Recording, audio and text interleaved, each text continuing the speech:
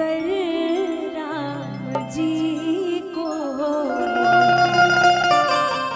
जनक नंदिनी देख कर राम जी को जनक नंदिनी कि बाग में वो खड़ी रह गई राम देखे सिया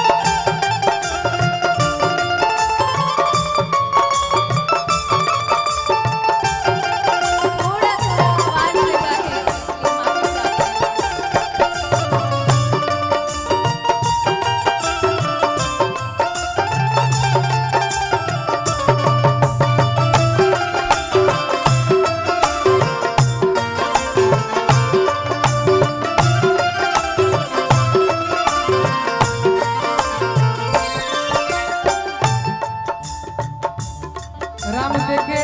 सिया और सिया राम को। लेकिन वो जो है ना कि जब स्वयंवर होता है भैया स्वयंवर के पहले तो लगना सीटी मारे जब स्वयंवर होला तो पहले के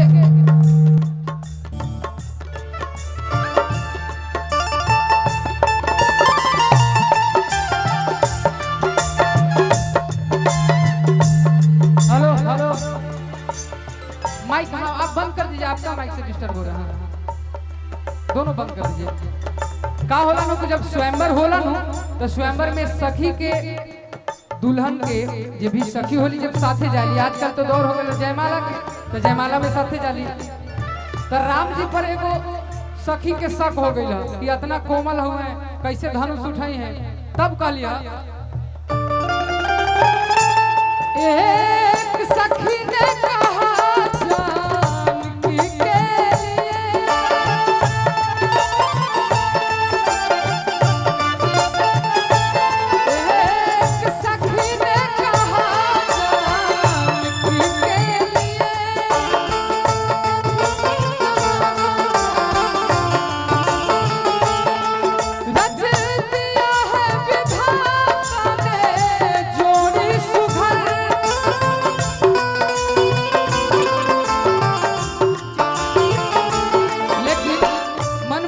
बाका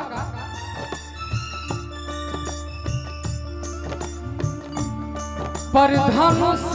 कैसे तोड़ेंगे कोमल कुंवर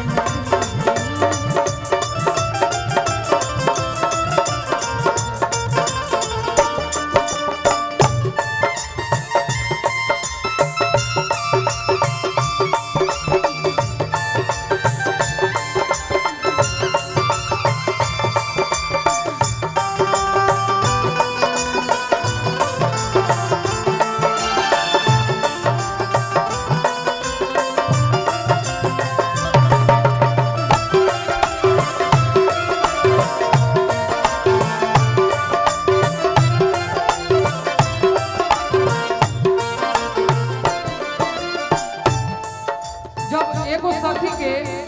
शक भइल ह त जे साथे एगो औरी सखी रहे ओकरा राम जी के बारे में सब पता बा। तब वो कहा तरीके से बोली दूसरी सखी राम जी के लिए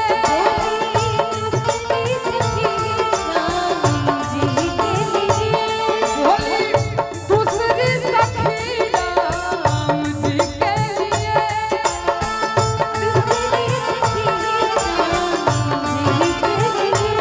पर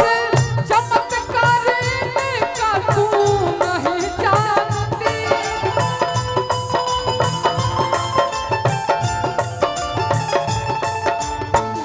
पर चमत्कार इनका तू नहीं जानती। एक ही बाण में तारिका राक्षसी, एक ही बाण में तारिका राक्षसी।